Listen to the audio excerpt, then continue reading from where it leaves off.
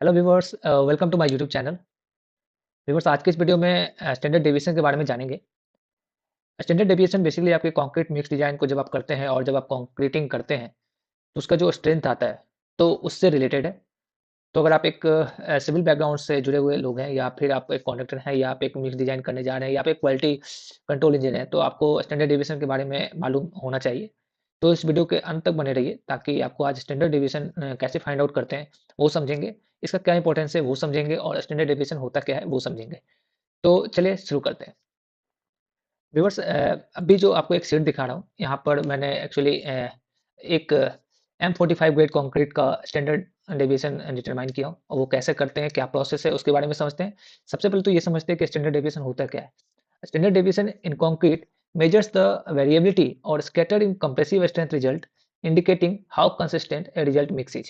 अब जैसे कि आपने कोई कंक्रीट को मिक्स किया और कंक्रीट को मिक्स करने के बाद जो उसकी कंप्रेसिव स्ट्रेंथ आती है, तो क्या होता है कि जब जितने भी क्यूब्स आप लेंगे तो हर एक क्यूब्स का स्ट्रेंथ सेम नहीं होता है। जैसे आप क्यूब जब आप कंप्रेसिव क्यूब सीटीएम मशीन में जाके उसको टेस्ट करेंगे तो वहाँ पर क्या होगा कि कंप्रेसिव टेस्ट जो आपका रिजल्ट आएगा वो हर एक क्यूब का वो वेरी करेगा।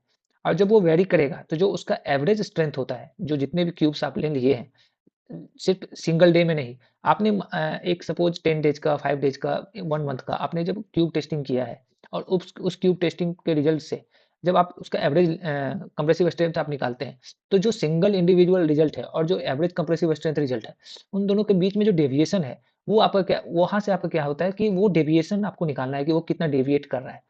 तो वो स्टैंडर्ड डेविएशन जब आप फॉर्मूले से जब आप डिटरमाइन करेंगे तो उससे यही पता चलता है कि in concrete measures the variability और scattered in compressive strength result. तो जो कंप्रेसिव स्ट्रेंथ रिजल्ट आ रहा है उसमें कितनी वेरिएशंस आ रहे हैं, तो उस वेरिएशंस को आइडेंटिफाई करने के लिए हम लोग स्टैंडर्ड डेविएशन फाइंड आउट करते हैं। ठीक है, और इससे ये भी पता चलता है कि आपका जो मिक्स है, आप जब मिक्स कर रहे हैं, जो भी आपको मिक्स डिजाइन दिया गया है, आप उस मिक्स को कितनी कंसिस्टेंटली साइट पे डिलीवर कर रहे हैं।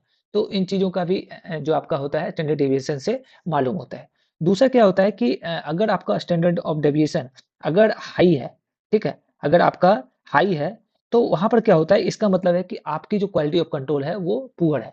अगर आपका स्टैंडर्ड ऑफ डेविएशन लो है, तो इट मीन्स क्या होता है कि आपका जो क्वालिटी ऑफ कंट्रोल है, आपका जो मटेरियल है वो गुड क्वालिटी का है। तो कहते हैं कि आपका जो स्टैंडर्ड ऑफ डेविएशन जो होगा वो कम होना चाहिए। मतलब आप जब भी कोई मिक्स कर रहे हैं, आप जब भी आपकी क्यूब का जो टेस्टिंग हो रहा है, तो उसके रिजल्ट में ज़्यादा वेरिएशन नहीं आना चाहिए। इसका मतलब है कि अगर ज़्यादा वेरिएशंस आ रहे हैं, इसका मतलब कभी आप अच्छी क्वालिटी का मिक्स कर रहे हैं, कभी आपकी क्वालिटी पुअर हो जा रही है। तो इससे ये पता चलता है कि आपके क्वालिटी में कुछ ना कुछ कंप्रोमाइज़ हो रहा है। तो आपके जो डेविएशन होने चाहिए वो कम से कम होने चाहिए।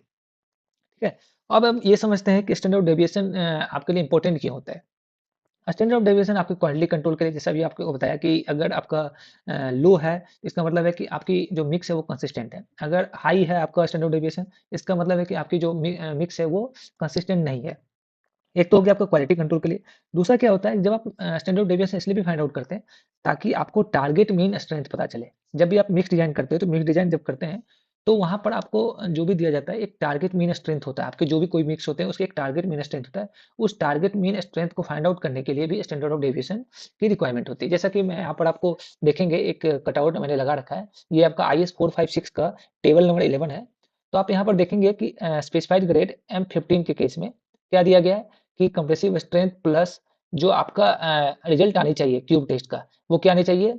आपके जो भी क्यूब के टेस्ट का रिजल्ट आना चाहिए वो आना चाहिए compressive strength plus 0.825 into established standard deviation. ठीक है?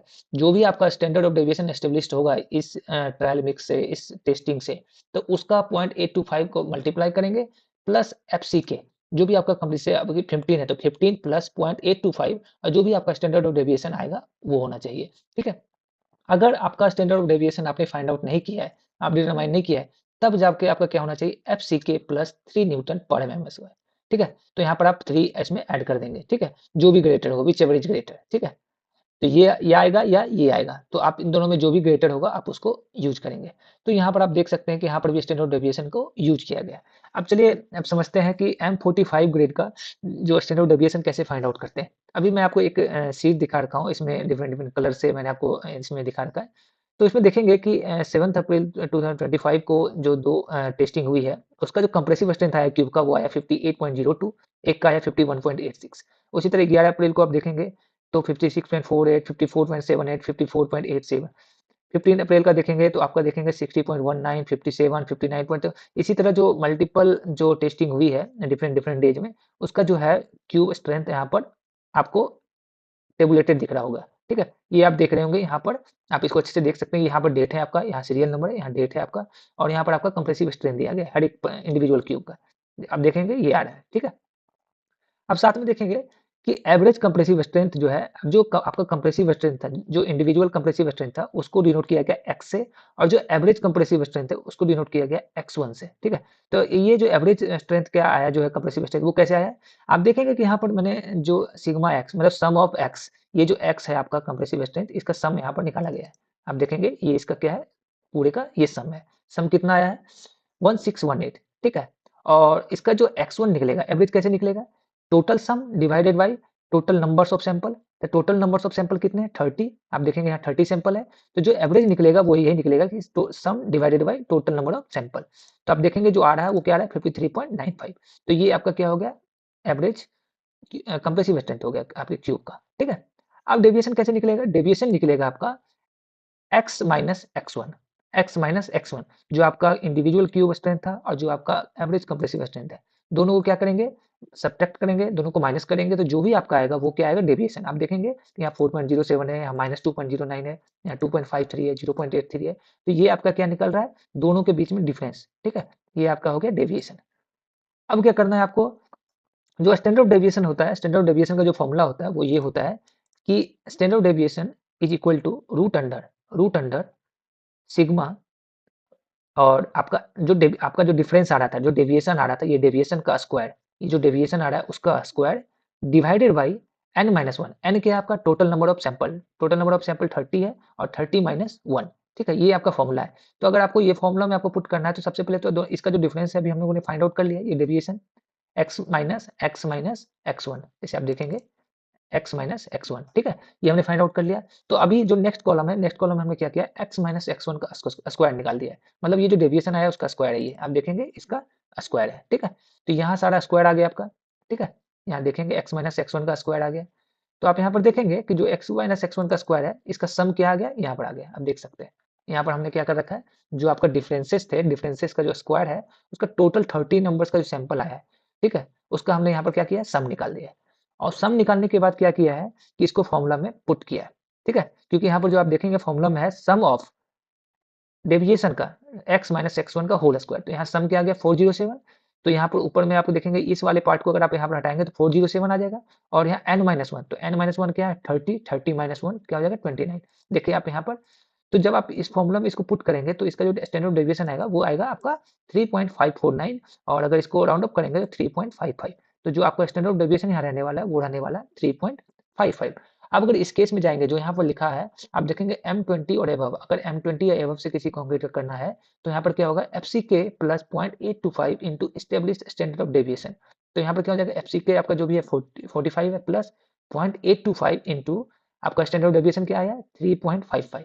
यहाँ 3.55 हो जाएगा। ठीक है, तो जो भी आपको कैलकुलेशन करके आएगा आप वो देखेंगे। फिर आप देखेंगे FCK प्लस 4 न्यूटन पर mm स्क्वायर। अब इन दोनों को, इसको भी प्लस करके देखेंगे, तो जो भी इसमें ग्रेटर होगा आप उसको कंसीडर करेंगे। ठीक है, तो ये, हाँ, ये तरीका है, ये वे ऑफ फाइंडिंग है, ये कैलकुलेशन है आपके standard of deviation find out करने के। और स्टैंडर्ड ऑफ डेविएशन होता है क्या है, क्यों इंपॉर्टेंट है, ये भी मैंने आपको बता दिया है। और आशा करता हूँ कि ये टेबुलेशन के थ्रू मैं आपको बता पाया हूँ कि स्टैंडर्ड ऑफ डेविएशन कैसे फाइंड आउट करते हैं। अगर ये एक्सेल आपको चाहिए तो आप मुझे मेरी वीडियो पे कमेंट कीजिएगा, ताकि मैं आपके साथ ये शेयर कर सकूँ। तो आशा करता हूँ ये वीडियो आपको पसंद आया होगा, तो मेरे चैनल को सब्सक्राइब कीजिए, और मेरे वीडियो को लाइक कीजिएगा, और अपने दोस्तों, अपने नोन पर्सन या जिनको भी रिक्वायरमेंट हो उसके साथ इसे शेयर कीजिए, ताकि अधिक से अधिक व्यूअर्स को इसका फ़ायदा मिल सके। धन्यवाद।